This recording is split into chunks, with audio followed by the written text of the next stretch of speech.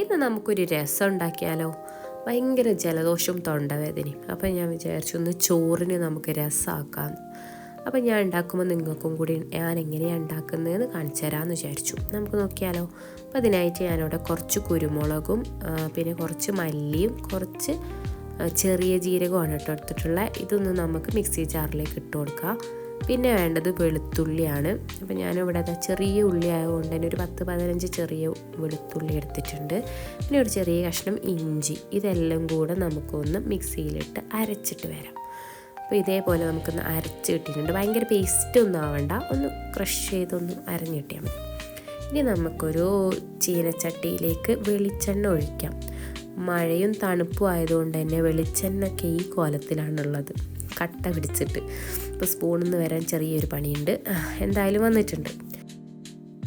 എണ്ണ ചൂടായി വരുമ്പോൾ അതിലേക്ക് നമുക്ക് കടുക് ഇട്ട് കൊടുക്കാം. കടുകൊന്ന് പൊട്ടി വരുമ്പോഴത്തേക്കും നമുക്ക് ചെറുതാക്കി മുറിച്ച ഉണക്കമുളകും കൂടി ഇട്ട് കൊടുക്കാം. എന്നിട്ടൊന്ന് ഇളക്കി കൊടുക്കാം കേട്ടോ.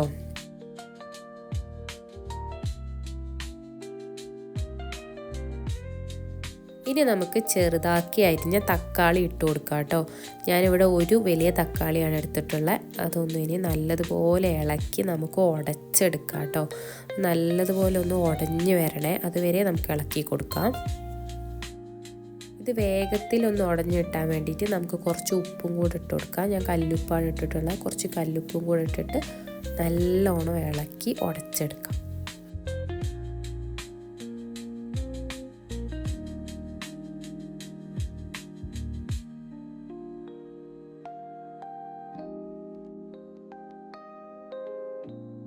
തക്കാളിയൊക്കെ നല്ലതുപോലെ വെന്ത് ഉടഞ്ഞു വന്നിട്ടുണ്ട്. ഇനി നമുക്കിതിലേക്ക് പൊടികൾ ചേർത്ത് കൊടുക്കാം. ഒരു 1/4 സ്പൂൺ മഞ്ഞൾപ്പൊടിയും 1/2 സ്പൂൺ മല്ലിപ്പൊടിയും കേട്ടോ ഞാൻ ചേർത്ത് കൊടുത്തിട്ടുള്ളത്.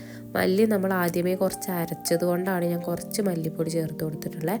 മല്ലി അതിൽ ചേർക്കുന്നില്ല എങ്കിൽ ഒരു 1.5 സ്പൂൺ മല്ലിപ്പൊടിയൊക്കെ നമുക്കിതിലേക്ക് ചേർത്ത് കൊടുക്കാം കേട്ടോ. ഇനി ഇതൊന്ന് നല്ലോണം ഇളക്കി കൊടുക്കുക. ഒരു പച്ചമണം മാറുന്നത് വരെ നമുക്ക് ഇളക്കിയിട്ട് ഇതിലേക്ക് നമുക്ക് പുളി വെള്ളം ചേർത്ത് കൊടുക്കാം കേട്ടോ. കുറച്ച് അധികം പുളിവെള്ളം ഞാൻ അവിടെ എടുത്തിട്ടുണ്ട്. അപ്പോൾ നല്ലതുപോലെ പിഴിഞ്ഞ് നമുക്കിതിലേക്ക് ചേർത്ത് കൊടുക്കാം.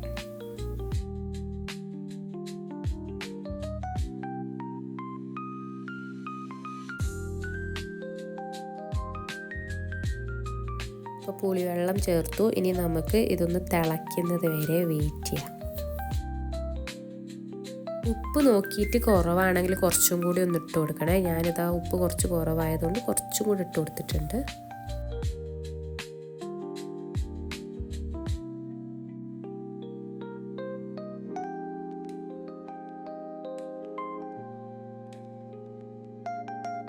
ഇപ്പോൾ ഇത് നല്ലോണം തിളച്ച് വന്നിട്ടുണ്ട്. ഇനി നമുക്ക് തീ ഒന്ന് പതുക്കെ കുറച്ച് കൊടുക്കാം. ഇനി എന്നിട്ട് നമുക്ക് അതിലേക്ക് നമ്മൾ അരച്ച് വെച്ചിട്ടുള്ള അരപ്പും കൂടെ ചേർത്തിട്ട് നല്ലോണം ഒന്ന് ഇളക്കി കൊടുക്കാം കേട്ടോ. ഈ അരപ്പ് ചേർത്ത് കഴിഞ്ഞാൽ പിന്നെ തിളയ്ക്കാൻ പാടില്ല എന്നാണ് കേട്ടോ. അപ്പോൾ അതൊന്ന് മിക്സായി വരുമ്പോൾ കുറച്ച് മല്ലിയിലയും കൂടെ ഇട്ടിട്ട് നമുക്ക് ഫ്ലെയിം ഓഫ് ചെയ്യാം. അപ്പോൾ നമ്മുടെ ടേസ്റ്റി രസം ഇവിടെ റെഡിയാണ്. നിങ്ങളും ഇതേപോലെയാണോ രസം ഉണ്ടാക്കണേന്ന് പറയണേ.